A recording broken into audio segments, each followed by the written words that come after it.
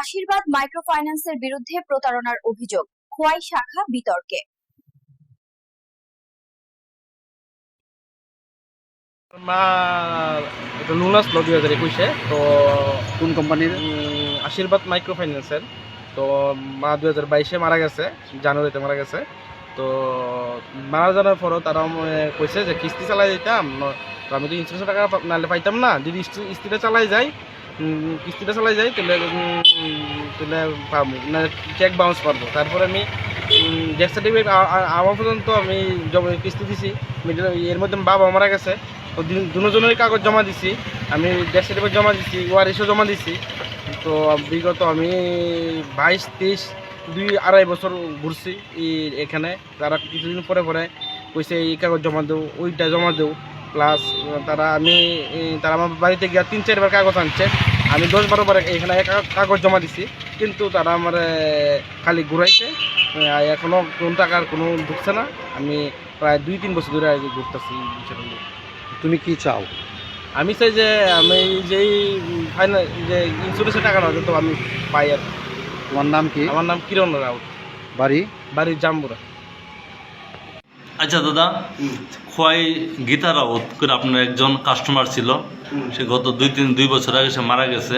তো ভদ্র তানের ছেলে আপনার ক্লেম করছিল, কিন্তু আপনি দীর্ঘদিন ধরে আইয়া টাকা পাইতেছে না। এই বিষয়ে কি বলবেন? এই বিষয়ে তো দাদা কিছুদিন আগে আসছিল, আইসা দাদার বক্তব্য যে দাদা অনেকদিন আগে কাগজটা দেওয়া গেছে, দেওয়ার পরে দাদা ক্লেম হইতেছে না। ওইটাকে আমি তো এর আগে দাদার কথা হইল গিয়া যে এর আগে আমার যে স্যার আসলেন, যে এক স্যার আসলেন, বিএম স্যার আসলেন, তাই কাছে তাই ডকুমেন্টসগুলো দিছে, দেওয়ার পরে প্রসেসগুলো হইতেছে না। এখন তাই প্রসেসটা আদৌ কি করছে বা পদ্ধতিটা প্রসেস সেটা আমরা কইতে পারি না, ঠিক আছে। এরপরে যখন দিয়ে দাদা তাই অ্যাকাউন্টে চেক করছে যে টাকা ঢুকছে না, অনেকদিন পরে গিয়ে তখন গিয়ে দেখে টাকা ঢুকছে না, যার ফলে তাই আমাদের অফিসে আইসে কইতেছে যে এইরকম তাই তো অনেকদিন নিয়ে গেছে, টাকাটা পাইতেছে না। তো আমি তো কইলাম যে এরকম মোটামুটি তো যদি মতো টাইমিংয়ের বিষয় থাকে, তো এরপরে হইতো না। তো দাদার কথা হইলো গিয়া যে কাস্টমার তাদের কথা হইলো গিয়া আমি তো টাইমের ভিতরে দিছি, দেওয়ার পরে কি লেগে পাইতো না, ঠিক আছে। তো আমার কথা হইলো গিয়া যেখানে আমরা সিস্টেমে তো এই বিষয় নিয়ে আমি আমার বলতে ইন্স্যুরেন্স কোম্পানি যারা আছেন বড় অধিকর্তা, তার সাথে আমি কথা কইছি, তারা কইতেছেন যে টাইমটা ওভার হয়ে গেছে, এটা হইতো না।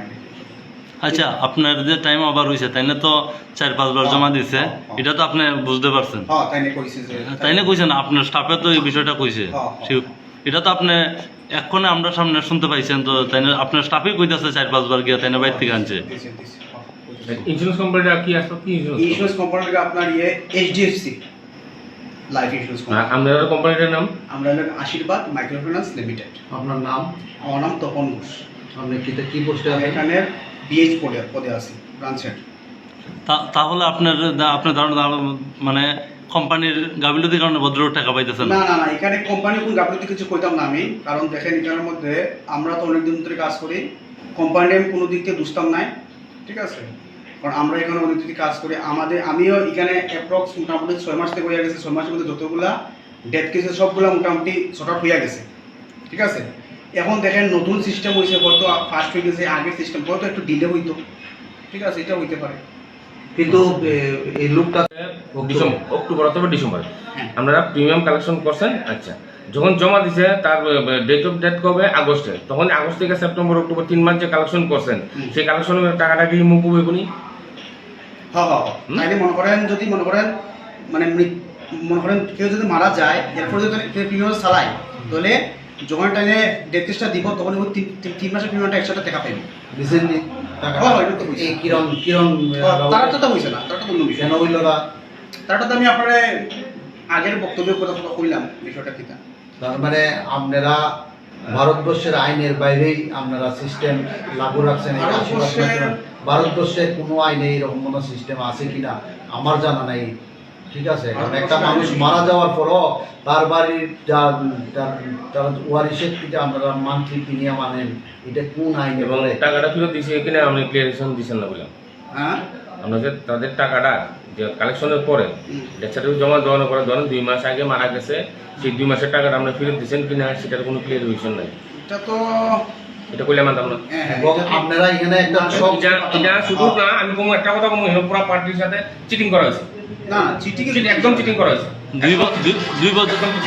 দুই বছর ধরে কাস্টমারটা টাকা পাইতেছে না ফ্যামিলি, কিন্তু আপনারা তারপরও আপনার কোনো হেল্প দূর নাই এরকম। 2 বছর বিষয় এটা না, তাই যদি মনে এর আগে আইছে আমি কিতা বলতেছি, যবে থেকে আমি আইছি তাই যদি এর আগে কিন্তু হইতো বাইরে কেন কাগজ জমা দিছে কিন্তু দেখেন পাইতাছে না। দেখেন ম্যানেজার বাবু, আপনি যে পোস্টের বহাল তবিয়তে আছেন, এই পোস্টে থেকে আপনি এই কথাটা করতে পারেন না। আপনার আগে কোন ম্যানেজার আসলো এটা এখন কাস্টমারের জানার বিষয় না।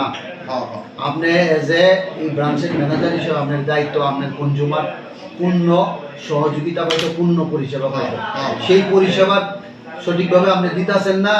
আপনি একটা কথাই বারবার এস্টাবলিশ করবার চেষ্টা করতেছেন যে আপনার আগের ম্যানেজার এটা করে গেছে। এই কথাটা একজন এই পোস্টে বইয়াছিরা আপনি কইতে পারেন না।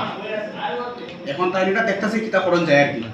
এখন আপনি এই একজন কাস্টমার বারবার আপনার জন্য আইতাছে, তো লাস্ট পরিশেষে একটা করতে কাস্টমার আদৌ কি আপনারা তার যে কষ্টের টাকাটা এটা পাইব কি না, আপনারা এটা একটু ক্লিয়ার এখন করবেন। দেখেন আমি